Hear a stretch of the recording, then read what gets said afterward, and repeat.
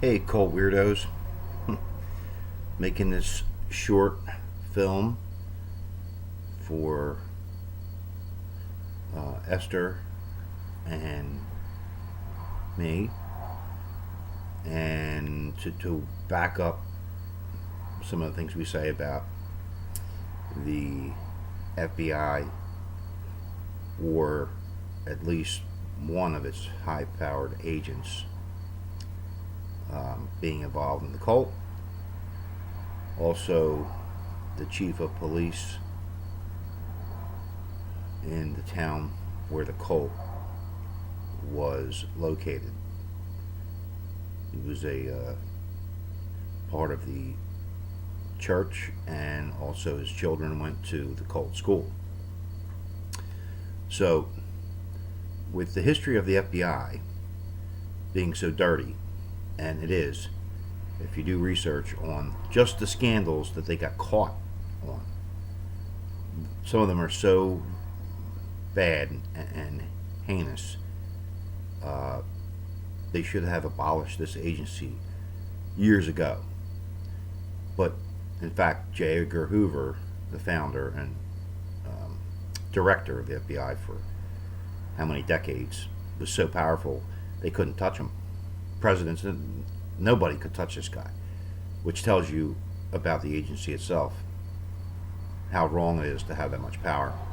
And when 9/11 happened, they tried to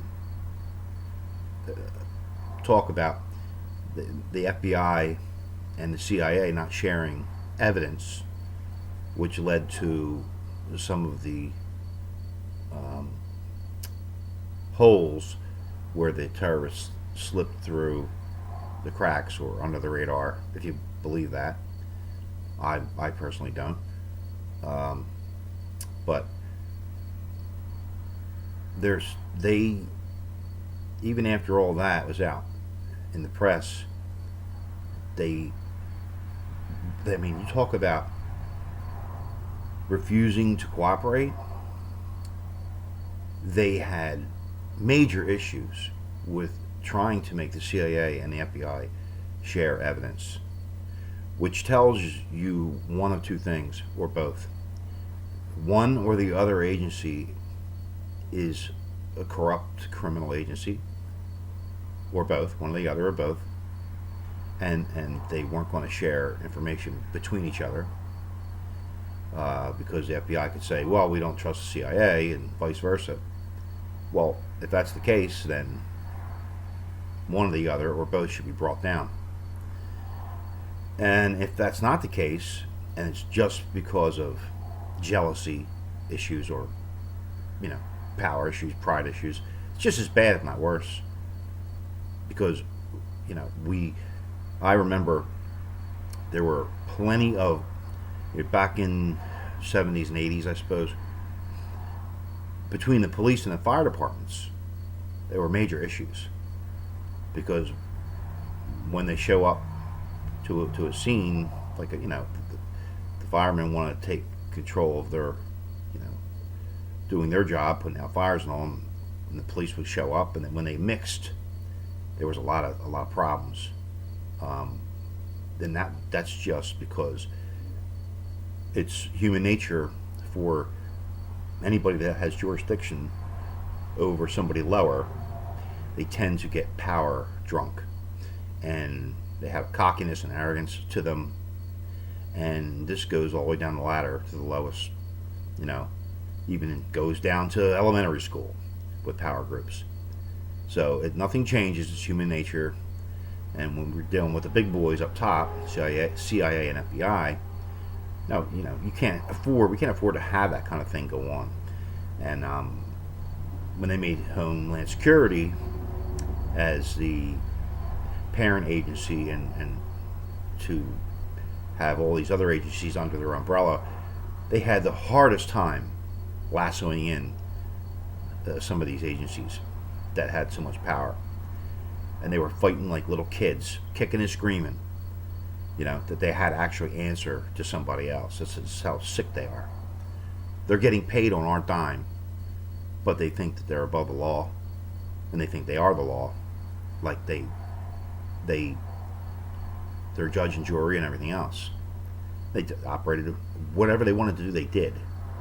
You look at Whitey Bulger, the mobster in Boston. He infiltrated with bribes the FBI in Boston, and they allowed him to operate his gang, which included extortion, murder, assaults, every kind of criminal activity you can imagine that a mob would be into. He was allowed to operate freely and given tips from the FBI agents who he had paid off, so he would avoid, capture, or they wanted to make sure he was able to operate because he was giving them information on the other gangs, which were doing the same thing as he was. And that made the FBI look good when they come up with these big busts on the other gangs. All they needed to work with is one person, but you don't allow somebody to go on a rampage of murder and intimidation, extortion like Whitey Bulger for years. Well, how come it was going on for years?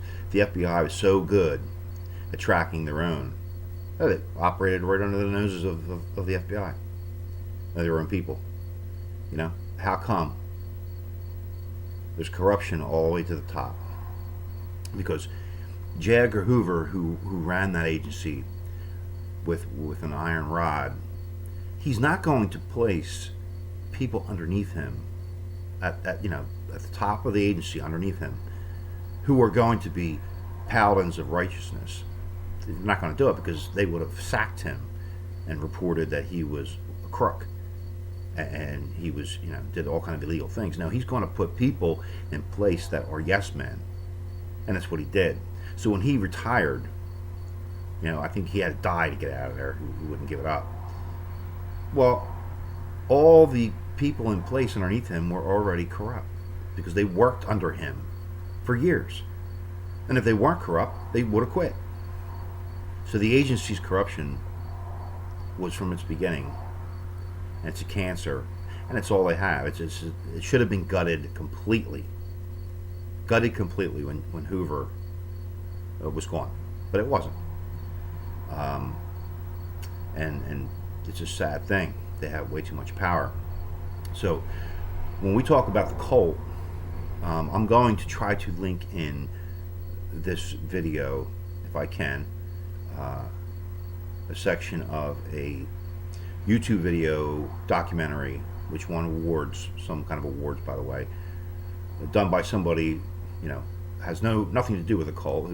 He was interested in the Great Adventure Fire, and he says that this little school we attended, Victory Christian School, the daughter of a high-powered FBI agent at Washington, D.C., was the deacon of the church / school we attended. Sorry, but he got that information, obviously, from the daughter of the agent himself, who was caught in the fire but survived. So I'm going to try to link that, and you can watch that little clip. I want you to watch it, and if I can't, I'll at least link it underneath in the comments section. So we have this agent in the at least in the 70s and early 80s. He was a deacon in the church. At one point, he was the head deacon. I don't know exactly what year from what year, but that does not matter. He was there. His wife did sign language in front of the church for years. She was there. Every week. So they know what was going on in that place. The chief of police of Williamstown, New Jersey, he attended the church. I don't know if he was a member of the church, but he attended the church, and his kids went to the cult school. And there's thousands and thousands of yearbooks out there that can prove that. So it's just it's the way it goes. It's just a fact. It's a fact. So you have a powerful pastor who was part of the moral majority, if anybody remembers that group, hooked up with Jerry Falwell and all. Had his own radio program, probably, 800 to 1,000 people, Esther, in the church? At one time, yeah. One time? Uh-huh. Major bus ministry, production ministry, like he had ministries for disadvantaged children, for shepherds.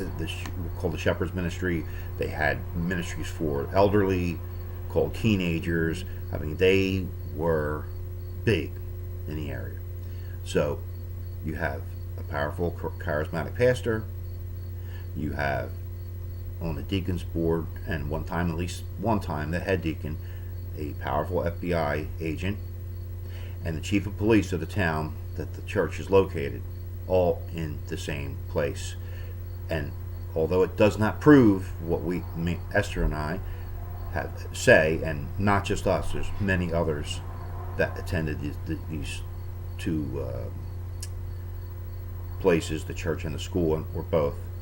It's to talk about all the goings on there and the illegal things that were happening and the allegations of abuse. It's not just me and Esther saying it. Mm-hmm. It's hardly that. So, we're not crazy.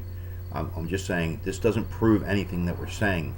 What I'm saying is that it's a recipe, a toxic recipe for corruption. When you have these entities all in one place and you have a cult-like following, and they were a cult-like following, these parents would do anything they were told, like zombies. Now, I mean, it was ridiculous. Now, if there were any good people there, knowing that they had the chief of police and an FBI, high-powered FBI agent right there, and what were they going to do? Report to who? Who were they going to report it to? They wouldn't report it to anybody because they were afraid. And I don't think there was much of that going on anyway, because I think most of the people there were into the pedophilia.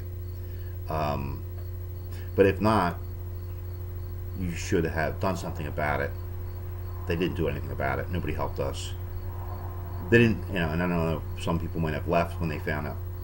And I would imagine if they did say anything, you would never hear about it because it would be squashed. You're not going to. Back in the 70s, the chief of police in the town was pretty powerful. I mean, he's like the little god of the town, and you're not getting in over his head unless you have to go into the state or federal. Well, they already had that covered. So there was a major split, and I think 80 or 81 of the church, where massive amounts of money were missing, and I mean massive amounts of money. And it was a big scandal, and the church split. Half the church went, one way, and the other half stayed. It was a mess, but nobody was prosecuted. They never found the money. They had some scapegoated accountant there who had volunteered to do the books for free. He was the one that got the light shown on him. But whether he was a patsy or willing or paid off, or I don't know. But nobody went to jail. And the money was missing, and the church knew it, and they almost voted the pastor out because of it, but he survived. The church has never really been the same after that. But where's the chief of police and the FBI? Well, this happened. They know it happened. How come they didn't do anything about it? Nobody's prosecuted. How come they didn't do anything about it? Because it's corrupt. They were corrupt too, and everybody underneath them was corrupt.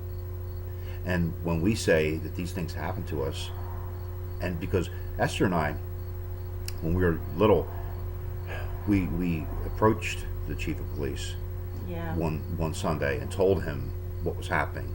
We still were under the ridiculous child's notion that there's still good people out there going to help. We didn't realize the depth of the depravity that infected the whole church. And he promptly turned us in. and instead of helping us, and he was part of it. And in fact, he did worse than that to us. But we're not going to go into that, right, Esther? Right. You know, he did worse than that. He betrayed he us, did. straight up betrayed us in a way. He should be in jail for what he Right. did. Yeah. You know, and I stand by that. Absolutely. And Esther and I both stand by that. And the only other person that was there for that is dead. Right. Okay. Right, Morgan. Yes. Right. He's not here anymore. So, you know, I don't want to hear it. We were little kids, and you know, Esther and I will say exactly that. We tried to ask for help, and he screwed us over good. Big So, time. yep, big time. So we learned We learned fast Yep. from that. Yeah, we learned quickly not to open our mouths to the police or anything else. We didn't trust anybody, and we never did after that. Ever did after that. And you're gonna blame us? No, because we know what corruption is, and we've dealt with it in these agencies and talking towns, county, state, federal. We dealt with all of it. Absolutely. And screw you. We know what you are, and look, think about this. Say you live in Boston, and you somehow you see an FBI agent getting money handed to him from Whitey Bulger, who's a known mobster, and you see these meetings go on. Say they're having at some restaurant, and you happen to be some schmo, and you catch on to it. Now, and they kind of spot you, and the FBI agent later comes knocking on your door. Now, would you willingly turn yourself into him, a guy that's corrupt like this, and say, "Oh yeah, take me away for questioning"? Because if you did, you'd be a fool, Yeah. right? You'd be a fool, and because there's proven corruption in the FBI and the police, there's been proven corruption. There's not even anything to argue about. It's fact. That makes, and there's nothing done about it. Then we feel that anybody coming after us like that, because they were allowed to run around like they were little gods, and nothing was done. So at the very least, if the agency did not know this was happening, their sorry ass policing of their own agents was so bad and so pathetic that we don't trust anybody. I don't care. Right. We don't trust your agency. It's incompetent at best, and at worst, it is corrupt to the core. That's my opinion of it. Mm-hmm. So when we put these, our videos or we make statements, we're protecting ourselves. I don't want to hear, oh, you're crazy because they're saying the FBI's following them. When I talked to a guy a couple, weeks ago, he's like, he pulls that out, the conspiracy theory crap. Well, it sounds kind of weird. The FBI. Well, guess what?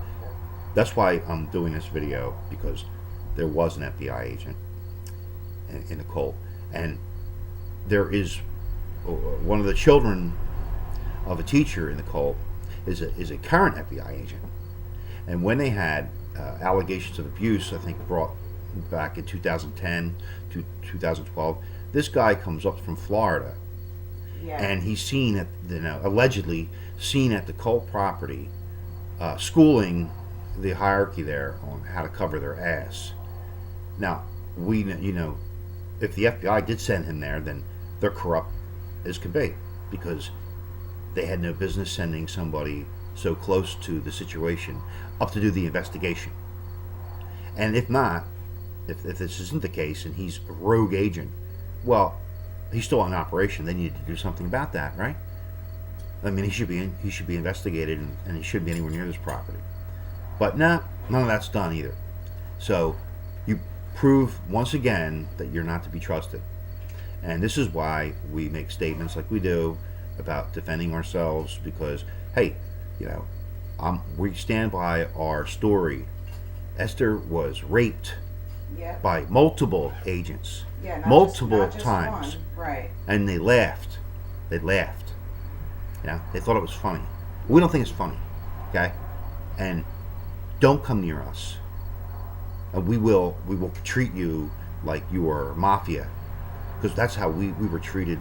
Worse, we were treated better by the mafia when we, right, Esther? Yeah, we were. We actually were treated better by some of the criminals than we were by the rogue FBI agents. We'll give them the benefit of the doubt and say rogue FBI agents that have dealt with us.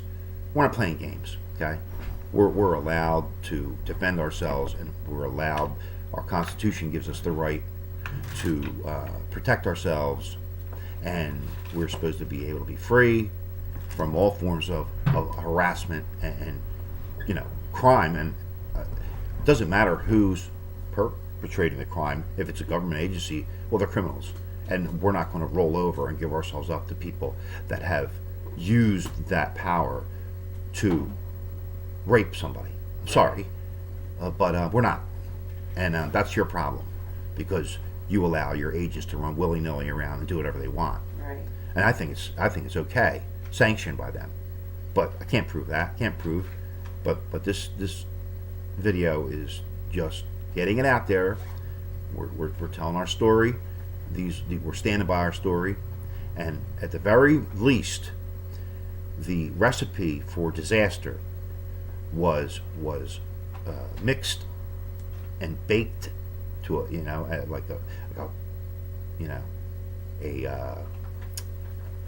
fine dessert. It's just laid out on the table for all these creeps. Because it attracts, once these creeps found out that they were going to be protected from the town and federal. Boy, talk about a playground. No wonder it was so crazy like that. The pedophiles run to that kind of thing. So we're just saying that at the very least, our story has a lot of credibility to it. The possibility of this corruption and the reason why it's never gotten out past the people that actually were victims that talk about it. It's never gone anywhere past that. There's a lot of rich and powerful people involved, as usual, because the elite, rich, powerful people are usually scumbags and perverts. And this is the end of this video, and we did this for us. So if you don't like it, screw off.